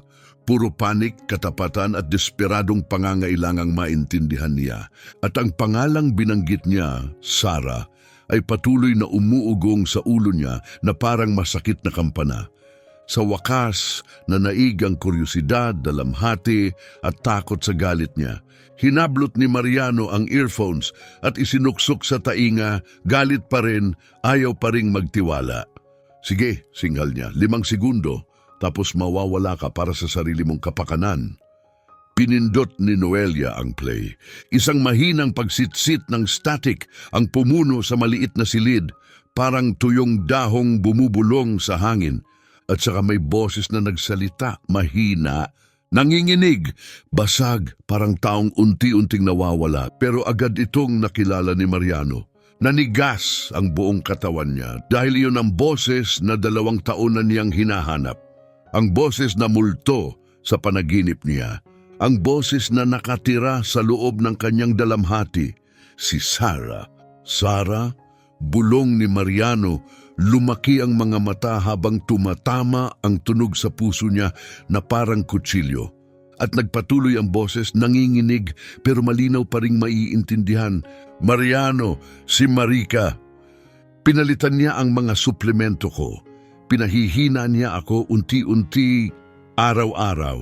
Natatakot ako. Mahina ang boses ni Sarah pero ramdam ang sakit sa bawat salita niya. Gusto niya ang lahat. Mag-ingat ka, Mariano. Lumaki ang mga mata ni Mariano. Isang malamig na alon ang dumaan sa buong katawan niya. Parang tumigil ang hininga niya.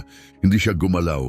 Nakatigil, parang nagyelo. Ang boses sa tenga niya, ang boses na 2 taon na niyang hindi naririnig, ay nagpatuloy. Puno ito ng desperasyon, puno ng takot. Huwag mo siyang pagkatiwalaan, hindi... Pinilit niya si Dr. Santos. Iligtas mo ako, Mariano. At bigla itong tumigil. Ganoon na lang, naglaho ang boses at napalitan ng static. Mahigit 5 segundo na ang lumipas, pero hindi pa rin gumalaw si Mariano. Hindi pa rin niya inalis ang earphones. Nakatayo siya na parang estatwa, maputla at gulat na para bang gumuho ang mundo sa ilalim ng mga paa niya. Sa isip niya, bumangga ang katotohanan sa mga alaala na pilit niyang ibinaon. Ang biglaang pagkamatay ni Sarah, ang paglabas ni Marika agad pagkatapos, ang hindi maipaliwanag na pagod niya nitong mga nakaraang linggo. Nagtagpo-tagpo ang lahat ng piraso ng palaisipan at nabuo ang larawan na ayaw niyang makita. Bang! Bumukas ng malakas ang pinto ng waiting room.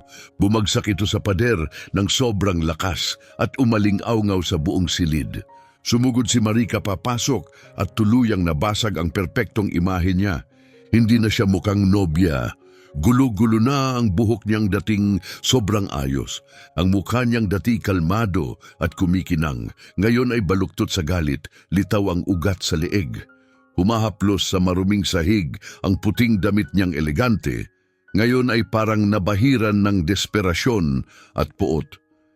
Kasunod niya ang 2 security guard na hingal. Nakatutok ang mga mata ni Marika kay Mariano. Nakita niya ang earphones. Nakita niya ang recorder sa kamay ni Noelia. At alam niya, nagbago ang mukha niya. Ang galit ay naging takot. Tapos naging mabangis na galit ng taong na corner. Nakilala niya ang recorder na iyon. Galing iyon sa kwarto ni Sarah. Marumi kang malanding puta. Sigaw ni Marica, tuluyang nakalimutan na naroon si Mariano. Paano mo nagawa to? Sinugod niya si Noelia, nakataas ang kamay, handang sampalin siya. Sisiguraduhin kong wasak ka. Napapikit si Noelia, napaurong, naghanda sa suntok o sampal. Pero hindi ito dumating. May matigas na kamay ang humawak sa pulso ni Marica sa ere, pinatigil siya agad. Si Mariano iyon.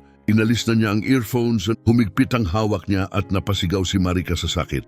Mariano, anong ginagawa mo? Sigaw niya, bitawan mo ako. Nagsisinungaling siya.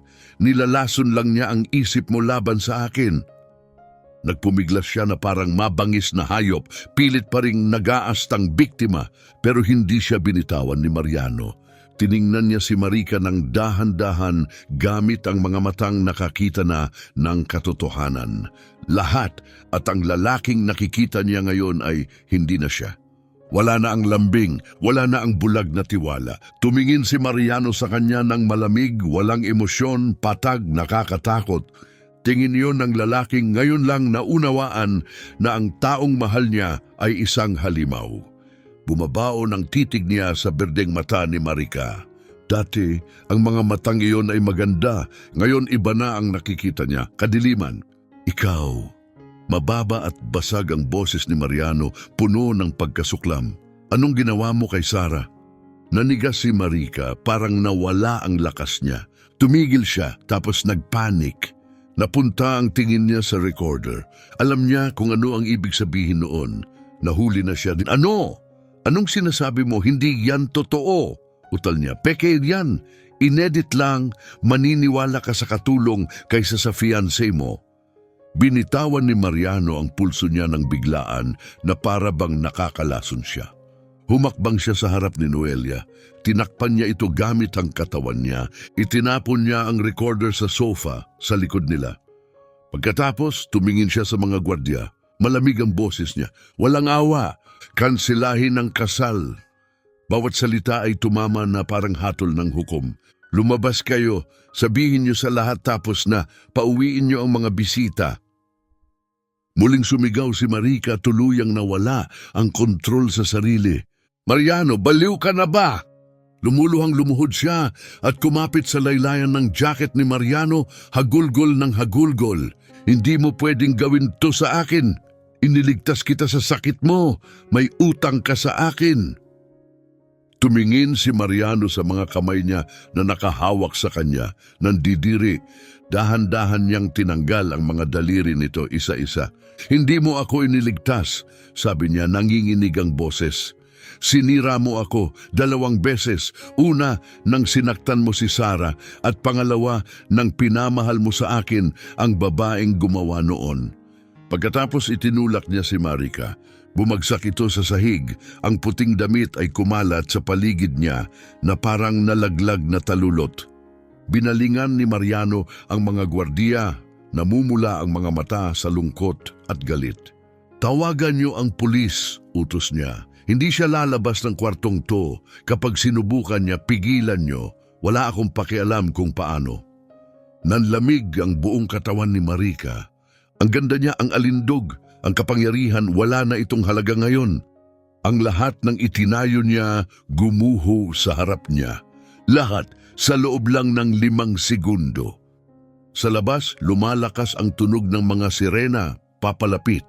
Si Eduardo Santos, malapit na kaibigan at legal advisor ni Mariano, kumilos na. Pagkasinyas pa lang, tumawag na siya sa mga autoridad. Sa loob ng silid, nakapitin si Marica sa pagitan ng mga gwardya. Hindi na siya sumisigaw. Nagpapanik siya, lingon ng lingon. Maputla, pinagpapawisan, nanlalaki ang mata sa takot. Tapos may matinis na crack. Nabasag ang bintana sa likod. Lumipad ang salamin kung saan-saan. Isang itim na lubid ang bumaba mula sa bubong. Pumasok si Jerry na parang anino, malakas ang bagsak ng bota sa sahig. Sa isang galaw, sinipa niya ang 2 gwardya at bumagsak ang mga ito sa sobrang lakas. Tara na, boss! Sigaw niya. Hinila niya si Marica sa baywang, itinulak papunta sa lubid at sa loob ng ilang segundo nawala na sila. Naglahong parang multo si Marika at Jerry sa basag na bintana, iniwan ang kaguluhan. Umugong sa labas ang tunog ng motor, tapos unti-unting nawala sa malayo. Sinubukan silang habulin ni Mariano. Humakbang siya, isa pa. Pero nang hina ang tuhod niya, bumagsak ang lakas niya. Ang galit, pagtataksil at sakit lahat sabay-sabay tumama at inubos ang natitirang enerhiya niya. Tumigil siya sandali.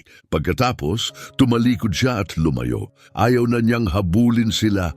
Ayaw na niyang makita ang mukha niya. Ayaw na niya ng kahit anong kasinungalingan pa. Lumabas si Mariano sa likod na pinto papunta sa hardin ng simbahan. Malayo na ang ingay ng mga tao. Nagsimulang umulan mula sa kulay abong langit. Tumama ang malamig na patak sa mukha niya, humalo sa pawis at luha. Umupo siya sa isang batong hakbang at isinandal ang ulo sa pader. Tinakpan niya ang mukha niya gamit ang mga kamay. Wala na ang lahat. Gumuho ang mundo niya na humingi ng tulong si Sarah at hindi siya nakinig. Minahal niya ang taong sumira kay Sarah. Pinagkatiwalaan niya ang kasamaan at muntik niya pang pakasalan. Hindi siya biktima, isa siyang tanga, isang lalaking pumalya sa pagprotekta sa taong pinakamahal niya. Sir, may mahinang boses sa tabi niya. Tumingala si Mariano sa gitna ng ulan. Nandun si Noelia. Basang-basa, nanginginig sa lamig, suot pa rin ang pulang unipormeng katulong. Dumikit ang blonding buhok niya sa mukha. Pero matatag ang mga mata niya, nag-aalala, matapang, nanatili siya. Hindi ka dapat mag-isa, mahinahon niyang sabi. Masyadong malamig dito. Inabot niya ang kamay niya. Maliit, magaspang, may kalyo sa trabaho, bahagyang nanginginig sa lamig. Pero iyon din ang nag-iisang kamay na humila sa kanya palabas ng dilim. At sa unang pagkakataon, sa mahabang panahon, naintindihan ni Mariano kung ano talaga ang kailangan niya. Hindi kapangyarihan, hindi pagiging perpekto, hindi itsura, kundi isang taong totoo, isang taong nakakakita ng katotohanan at nananatiling nasa tabi niya. Inabot ni Mariano ang kamay ni Noelia, mahina, nanginginig, parang taong nasa bingit ng pagbagsak. Dalhin mo ako, bulong niya, basag ang boses. Kahit saan, wag mo lang akong ibalik sa bahay. Nararamdaman ni Noelia ang bigat ng katawan niya na sumasandal sa kamay niya. Kaya marahan niya itong tinulungan tumayo. Hindi sila nagsalita. Naglakad lang sila magkatabi sa ilalim ng bumabagsak na ulan, dalawang basag na kaluluwa na iniiwan ng mundong itinayo sa ilusyon, pagtataksil at kayamanang wala na ngayong kabuluhan. Dinala ni Noelia si Mariano sa maliit niyang kwarto sa isang payak na boarding house, nakabaon sa loob ng brass, isang masikip at manggagawang bahagi ng Sao Paulo. Maliit ang silid, halos kasya lang ang kama at mesa. Nangangaliskis ang pintura sa pader, luma ang kahoy na kasangkapan, pero malinis ang lahat. Amoy mamasa-masang kahoy ang hangin, halo sa isang mainit na amoy, nilagang beans na kumukulo sa maliit na gas stove sa sulok. Si Mariano, na sanay dati sa malalawak na mansyon, plantsadong suit at mamahaling pagkain, ngayon ay nakasubsob ang balikat sa lumang silyang kahoy na umuuga. Nakabalot sa kanyang balikat ang kupas na kumot na lana. Wala sa tuon ang tingin niya habang sinusuyod ang payak na paligid. Mukha siyang ligaw, isang estranghero sa mundong hindi niya inakalang papasukan niya. Tahimik na pumasok si Mrs. Dolores, ang may-ari ng boarding house. 68 siya, nakapulupot ang abong buhok at may mahinahong mukha na niluma ng panahon pero pinalambot ng kabaitan. Iniabot niya kay Mariano ang isang mangkok ng mainit na sabaw. Ang boses niya parang yakap na nakaaliw. Kumain ka, iho, mabait niyang sabi. Punuin mo ang tiyan mo. Lumilipas ang lahat, kahit sakit. Marahang inilapag ni Noelia ang mangkok sa harap niya. Hindi ito kasing pino ng nakasanayan niyo, mahina niyang sabi. Pero malinis at ginawa ng may malasakit. Kinuha ni Mariano ang kutsara, nanginginig ang kamay niya, sumubo siya. Tapos isa pa, uminit ang beans sa lalamunan at dibdib niya, dahan-dahang niluluwagan ang buhol sa sikmura niya. Hindi niya iyon nalasahan ng may malay. Kain lang siya ng kain, kutsara kada kutsara. Tahimik na gumulong ang luha sa pisngi niya at tumulo sa mangkok. Tahimik ding umupo si Noelia sa tapat niya. Hindi siya nagsalita, hindi siya nang aliw. Naroon lang siya at iyon higit pa sa anumang salita ang nagdala ng kapayapaan. Napansin niya kung paano marahang minamasahe ni Noelia ang masakit na paa ni Mrs. Dolores. Parang anak. Nakita niya kung paano ang mga kapitbahay, kahit kapos, ay nagbabahagi ng tinapay, kabaitan at espasyo. Walang designer na damit dito, walang pabango, walang diamante, pero may isang bagay na totoo, isang bagay na dalisay, ugnayang tao, isang init na hindi nabibili ng pera. Nang gabing iyon, humiga si Mariano sa isang kutsyon sa sahig sa ilalim ng kupas na kumot, nakikinig sa banayad na ritmo ng ulan na kumakatok sa bubong na yero. At sa unang pagkakataon sa loob ng 2 taon, nakatulog siya nang walang bangungot, pero panandalian lang ang kapayapaan. Dumating ang umaga, abuhin at mabigat. Inabot ni Mariano ang cellphone niya na nakapatay mula kahapon. Pagkabukas niya, halos hindi na ito tumigil sa pag-vibrate. Daandang missed calls, voicemail at mensahe ang biglang sumabog sa screen. Agad niyang tinawagan si Eduardo, ang abogado niya at pinakamalapit na kaibigan. Mariano, nasaan ka ba?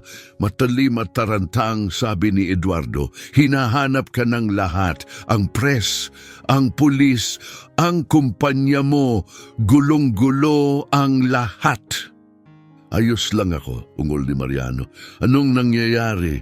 Hindi mo nakita ang balita? Diyos ko, magbukas ka ng TV. Ngayon na, si Marika, hindi siya nawala. Gumaganti siya. Binuksan ni Mariano ang lumang telebisyon sa sulok ng silid. Isang news broadcast ang pumuno sa screen. Naroon siya si Marika, nakaupo sa press conference. Pero hindi siya mukhang galit na babaeng muntik nang manakit kay Noelia. Ilang oras lang ang nakalipas. Ngayon, nakakardigan siya, simple ang ayos ng buhok at namamaga ang mga mata sa iyak. Mukha siyang biktima. Isang marupok, malungkot na babae. Tumutulo ang luha sa pisngi niya habang nagsasalita sa harap ng 12-dosenang mikropono. Ang fiancé ko ay matagal nang may schizophrenia mula ng trahedyang mawala ang asawa niya, hikbi niya. Nabubuhay siya sa delusyon, hinahabol ng mga haka-haka at conspiracy. Ang kasambahay na yon, si Noelia Mendoza, ay manipulator, isang profesional na gold digger. Sinamantala niya ang sakit ni Mariano. Niloko niya siya. Kinidnap niya siya mula sa kasal namin para i-blackmail kami. Umalingaw-ngaw sa lahat ng channel ang peking higbi ni Marika. Nakikiusap ako sa publiko. Tulungan niyo akong iligtas si Mariano mula sa halimaw na ito. Sa ibaba ng screen, gumulong ang matingkad na pulang headline. Mayamang tagapagmana ng Ramirez kinidnap ng kasambahay. Nobya humihingi ng hustisya. Nanlamig ang dugo ni Mariano, lumuwag ang kamay niya, bumagsak ang telepono sa sahig na may hungkag na tud. Sa screen, lumipat ang balita sa security footage. Mukha ni Noelia, kuha ng mga kamera sa mansyon. Lumabas ang naka-zoom na larawan niya, may dramang musika at malulupit na caption. Ang lihim na nakaraan ng kasambahay, pinaghihinalaang manloloko, ngayoy tumatakas. Nakatayo si Noelia sa gitna ng silid, nanigas. Nakatitig siya sa screen, na wala ang kulay sa mukha niya. Nagsisinungaling sila, bulong niya. Hindi kita dinala. Wala akong ginawa. Tapos, bang! Bang! Bang! May mararahas na kamao ang humahampas sa pinto, yumanig ang buong bahay. Buksan mo, magnanakaw na bruha, ilabas mo si Mr. Ramirez. Sa labas, may nagtipong mga tao. Ang peking istorya sa media ay nagpasiklab ng galit. Mga kapitbahay na naniwalang kriminal siya ang nagsisigaw, nagmumura, naghahagis ng kung ano-ano sa bintana. Nakabibingi ang tunog ng mga tipak ng bato at bote na bumabasag at tumatama sa pader. "Nagtatago ka ng kriminal dyan, Mrs. Dolores. Ilabas mo siya!" Takot na takot tumakbo si Mrs. Dolores sa pinto at hinarangan ito ng katawan niya. "Nababaliw na ba kayo?" sigaw niya. "Mabait si Noelia. Huwag kayong maniwala sa basurang nakikita niyo sa TV." Sa loob, pinanood ni Mariano ang lahat. Nakita niya si Noelia na nanginginig, hindi para sa sarili niya kundi para kay Mrs. Dolores at sa reputasyon nito. Tapos umilaw ang cellphone ni Noelia, isang mensahe mula sa hindi kilalang numero. Binasa niya ito ng pabulong. "Umalis ka na ng Brazil o magkaka-aksidente sa kotse ang nanay at kapatid mo sa Campos dos Goytacases bukas. Hindi ito biro." Nagsimulang manginig ang kamay niya, nalaglag ang cellphone at bumagsak sa sahig. Bumagsak siya, tinakpan ang mukha ng dalawang kamay. Nabasag ang boses niya. "Nanay ko, kapatid ko, anong gagawin ko?" Pinulot ni Mariano ang telepono at binasa ang mensahe. Sinakmal siya ng galit, pero ngayon hindi na iyon galit na walang magawa. Ito ang puot ng lalaking nakikitang isang inosenteng tao ang nagbabayad para sa katahimikan niya. Iniligtas siya ni Noelia at ngayon hinahabol na siya dahil sa kanya. May pangalan siya, kapangyarihan, yaman at hinahayaan niyang isang dukhang kasambahay ang sisihin. Para siyang kahiyahiya, agad siyang nagtry maglipat ng pera para maprotektahan ang pamilya ni Noelia. Pero nang buksan niya ang banking app, access blocked. Account temporarily frozen due to suspicious activity. Mabilis kumilos si Marika. Gamit ang legal niyang karapatan bilang nobya na freeze niya ang mga assets ni Mariano. Nagkuyom ang kamao ni Mariano hanggang pumuti ang mga buko. "Wala akong silbi," bulong niya. "Kinuha na niya ang lahat. Hindi ko man lang kayo maprotektahan ngayon." Pero nakatayo na si Noelia, pinunasan niya ang luha ng marahas gamit ang manggas ng damit. Ang mga mata niya na ilang segundo lang ang nakalipas ay puno ng takot. Ngayon ay nagliliyab sa tahimik na apoy. "Hindi," sabi niya matatag at malinaw, "hindi pa tayo tapos. Maaari niyang kunin ang pera mo. Maaari niyang sirain ang pangalan ko, pero hindi niya kayang patahimikin ang katotohanan." Tumakbo si Noelia sa likod na pinto at inilabas ang cellphone. "Rosa," mabilis niyang sabi, "tipunin mo ang lahat ng minamaltrato ni Marika, kahit sino na nasaktan niya, kahit sino na naniniwala pa rin sa atin. Kailangan natin ng tulong, kailangan natin ng proteksyon." 15 minuto lang, nagbago ang kalsada sa labas ng boarding house. May nabuo ng grupo, 2 tao. Nasa unahan si Rosa, siya ang nangunguna. Naroon ang mga hardinerong sinibak ni Marika dahil inalagaan nila ang mga orkidyas ni Sara. Naroon ang mga kasambahay na ininsulto, minamaliit o sinisanti ng walang dahilan. Naroon si Senyor Jose, ang matandang may-ari ng grocery na minsang nagtago kay Noelia. At pati mga kabataang lalaki mula sa lugar, mga taong marunong pa ring makilala ang tama at mali. Wala silang dalang baril, tapang ang dala nila. May hawak silang walis, hawakan ng mop, takip ng basurahan. Nakatayo silang dikit-dikit sa harap ng gate ni Mrs. Dolores. Itinaas ni Senyor Jose ang baseball bat sa hangin. Kung may gustong manakit kay Noelia, sigaw niya, "Daraan muna sila sa akin." Ang pagkakaisa ng simpleng, maputik na pulutong ay mas matibay kaysa sa inaasahan ng sinuman. Hindi man malalakas ang boses nila, walang laman ang mga bulsa nila, pero puno ng tapang ang mga puso nila. At sama-sama silang tumayong parang pader. Unti-unting umatras ang galit ng mga tao. Hindi na ito laban ng mayaman kontra mahirap. May iba silang tinitingnan ngayon, katapatan, tiwala, at ang hindi mababasag na lakas ng mga taong wala ng halos kahit ano, pero pinili pa ring protektahan ang isa sa kanila. Sa loob, pinanood ni Mariano ang lahat mula sa bintana. Mabilis ang tibok ng puso niya. Matagal niyang inakala na ang kapangyarihan ay nasa matataas na gusali, sa mamahaling suit, sa mga pangalan na pabulong binabanggit sa mga party ng mayayaman. Pero narito iyon, tunay na kapangyarihan. Hindi nakabalot sa seda, kundi sa kupas na damit at sapatos na puno ng putik. Hindi nagtatago sa likod ng mga abogado, kundi hayagang nakatayo, may hawak na walis at mga baseball bat. At hindi lang si Noelia ang nakahanap ng lakas. Ngayon, pati siya, hindi nagatubili si Mariano. Hinubad niya ang mamahalin ngunit gusot na suit at itinapon sa sulok ng kwarto na parang pabigat. Inabot sa kanya ni Noelia ang kupas na t-shirt at lumang maong hiram sa kapitbahay. Isinuot iyon ni Mariano at lumabas siya hindi na bilang si Mariano Ramirez ang milyonaryo, kundi bilang isang tao, isang lalaking handang lumaban. Mr. Jose, sabi niya, mababa pero matatag ang boses, kilala niyo ba yung kahina-hinalang law office sa dulo ng kalsada? Yung kilalang tambayan ng mga loan shark? Bahagyang tumango si Mr. Jose, nagulat na makita si Mariano na ngayon ay mukhang isa sa kanila sa unang pagkakataon. O, kilala ko. Bakit? Sumikip ang tingin ni Mariano. Sa tingin ko, nagtatago roon si Marica at siya ang nag-oorganisa ng buong paninira kay Noelia. Kailangan ko ng matatapang na lalaking sasama sa akin ngayon din. Hindi na siya naghintay ng pahintulot, tumalikod siya at naglakad. Mabigat at may layunin ang bawat hakbang. Hindi pera ang gamit niya ngayon. Mas higit pa paninindigan, sumunod ang grupo. Walang tanong, walang pag-aalinlangan.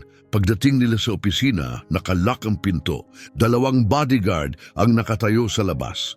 Hindi nagsalita si Mariano. Sumugod siya, sumuntok siya. Hindi pino o sanay, kundi purong galit na ibinuhos ang lahat ng lakas niya. Tinamaan din siya pabalik. Pumutok ang labi niya at lumabas ang dugo. Kumirot ang balikat niya pero hindi siya tumigil. Hindi man lang siya kumurap. Napatumba niya ang gwardiyan. Biglang lumitaw si Jerry mula sa loob. Nag-aapoy ang galit sa mata. May matalim na metal na kumislap sa kamay niya. Gusto mo bang mamatay, mayamang bata? Ungol niya. Hindi umatras si Mariano. Walang takot. Pumunta ako rito para ibalik ang pangalan niya, sabi niya. Mabangis ang labanan. Tinamaan si Mariano sa balikat, napunit ang damit niya. Bumabad ang dugo sa tela. Pero sa gitna ng kaguluhan, may napansin siya, isang laptop na bukas sa mesa, umaandar pa. Sa screen nito, sunod-sunod na peking balita tungkol kay Noelia, mga account, mga email, mga kampanya. Sinugod niya ito, kinuha ang USB drive, at sa isang ungol, itinumba niya ang mesa para harangin si Jerry. Takbo! Sigaw ni Mariano sa likod niya. Sumugod palabas si Mr. Jose at ang iba tinulungan siyang makatakas sa eskinita. Hindi sila lumingon. Nakuha na nila ang mahalaga ebidensya. Pumilay-pilay na bumalik si Mariano sa boarding house, hawak ang dugo ang balikat. Sa kabilang kamay niya, isang maliit na itim na USB. Mahigpit ang pagkakahawak na parang lifeline. Biglang bumukas ang pinto. Tumakbo si Noelia papunta sa kanya, namuti ang mukha niya. Nasugatan ka. Ayos lang ako, hingal ni Mariano habang bumabagsak sa upuan. Pero nakuha natin.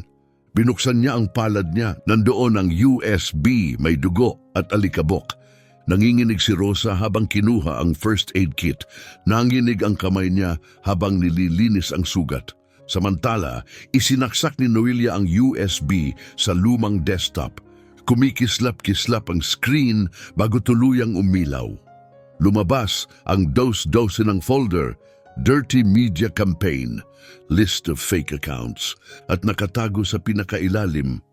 May isa pa, Project Dream. Sa loob nito, mga email ni Marica at ni Dr. Rodrigo Santos. Detalyadong utos para dagdagan ang dosage ng gamot ni Sarah. Mga bank transfer, plano para palabasing natural ang paghina nito, diskarte para manahin ang lahat kapag masyado nang wasak si Mariano para lumaban. Tinakpan ni Noelia ang bibig niya sa takot. Pinlano niya ang lahat. 2 taon na ang nakalipas, bulong niya. Tumunog ang cellphone ni Mariano. Si Eduardo iyon. Mariano, makinig ka, mabilis na sabi ni Eduardo. Nakausap ko na ang mga autoridad. Nakuha natin ang tamang mga tao. Dahil sa pressure ng pulis at atensyon ng media, muling bubuksan ang kaso ni Sarah. Pero huminto siya sandali. Kailangan natin ng buhay na saksi, hindi sapat ang recording para makapag-usig. Tinitigan ni Mariano ang screen, humigpit ang panga niya. Masigit pa dyan ang hawak ko, sabi niya. Maghanda ka, Eduardo, baliktarin natin to. Kinabukasan, sa isang modernong pribadong klinika, sinarado ni Dr. Rodrigo Santos ang maleta niya. Puno ito ng pera. Nakabook na ang flight niya patungong Kalayaan. Pero pagka-lock niya ng pinto, may boses na nagsalita sa likod niya. Saan ka nagmamadali, Doc? Lumingon siya gulat. Nakatayo si Mariano. Nakabalot ang balikat pero mas matatag ang presensya kaysa dati. Katabi niya si Inspector Santos at 2 pulis. Nakaharang sa hallway. Bumagsak ang maleta ni Dr. Santos. Kumalat ang pera sa sahig. Mr. Ramirez, utal niya. Hawak na namin ang lahat, sabi ni Mariano habang itinaas ang USB, mga email, transfers, utos. May 2 pagpipilian ka, kulungan o witness protection. Pero kapag nagsinungaling ka, ibabagsak ka namin kasama niya. Tumingin si Dr. Santos sa pera, sa pulis, at sa huli kay Mariano. Napaupo siya sa sahig. Pinilit niya ako, bulong niya. Tinakot niya ang anak kong babae. Sasabihin ko ang totoo, lahat. Samantala sa Guarulhos Airport, si Marica naka-dark sunglasses at headscarf, itinulak ang designer suitcase papunta sa gate. Wala siyang balita kay Jerry o kay Santos, sinyal yon para tumakas. Paris ang biyahe, tanong ng opisyal sa passport check. Oh, bilisan niyo, sagot niya. Pasensya na po, ma'am, sabi ng opisyal habang sinusuri ang passport. Na flag po ang passport na ito. Ano, hindi pwede, singhal niya. Ako si Marica Flores. Talaga, may boses na nagsalita sa likod niya. Nanigas si Marica. Bigla siyang lumingon. Nandoon si Mariano kasama si Noelia. At sa likod nila, mga reporter, kamera, mikropono at isang buong police team. Kumikislap ang flash na parang kidlat. Si Ana Torres, ang top journalist ng lungsod, live na nagbabalita. Nanlaki ang mata ni Marica. Nabasag ang maskara niyang kalmado. Ikaw, sisinghal niya kay Noelia. Kasalanan mo to, nasa akin na ang lahat, panalo na ako hanggang sa sinira mo ang lahat. Sumugod siya, nakalabas ang ngipin, parang mabangis, pero sinalo siya ng pulis sa ere at isinubsob pabalik sa harang. Bitawan niyo ako, akin ang lungsod na to, naririnig niyo ba ako? Mariano, maniniwala ka sa katulong kaysa sa akin? Lumapit si Mariano, kalmado pero matalim ang boses. Tanga ko nang pinagkatiwalaan kita, sabi niya habang nakatingin sa kanya. Pero sinuwerte akong tumingin siya kay Noelia at ngumiti ng marahan. Dahil natagpuan ko siya, ang Sarah ko ang naghatid sa akin sa katotohanan sa pamamagitan ni Noelia. Klik, umalingaw-ngaw ang malamig na tunog ng posas habang sumara ito sa mga pulsuhan ni Marica. Hinila siya mula sa sahig. Ang makeup niya na bura ng luha at pawis ay kumapit sa mukha niya na guhit-guhit. Ang dati niyang perpektong buhok ay buhaghag at gusot-gusot na. Ang babaeng ginamit ang ganda para kontrolin ng mundo sa paligid niya ay ngayon wala ng ibang anyo kundi wasak. Isang anino na lang ng dating siya, tahimik na nanood ang mga tao. May ilang bumulong, may ilang nagturo. Lahat ng kamera ay nakatutok sa kanya. Kinukunan ng sandaling tuluyang bumagsak ang huwad na reyna. Si Noelia, tahimik na nakatayo sa likuran. Hindi siya ngumiti. Walang tuwa, walang tagumpay. Puro malalim, masakit na ginhawa lang. Nawala na ang bigat. Humarap si Mariano kay Noelia at sa unang pagkakataon, ngumiti siya. Hindi ngiting may dating, hindi ngiting mayabang, kundi ngiting payapa. Pagod, oo, pero totoo. Umuwi na tayo, mahina niyang sabi. Makalipas ang 3 buwan, natanggap ni Marica Flores ang pinal na hatol sa kanya. Habambuhay na pagkakakulong, walang posibilidad ng parol, hinatulan dahil sa sabwatan, panluloko at mga krimeng nag-ambag sa pagkamatay ni Sarah. Si Dr. Rodrigo Santos, 15 taon sa kulungan. Si Jerry, nahuli sa isang police raid. Nayanig ang Brazil sa kaso. Bawat pahayagan, bawat istasyon, bawat social media feed ay nagliyab sa balita.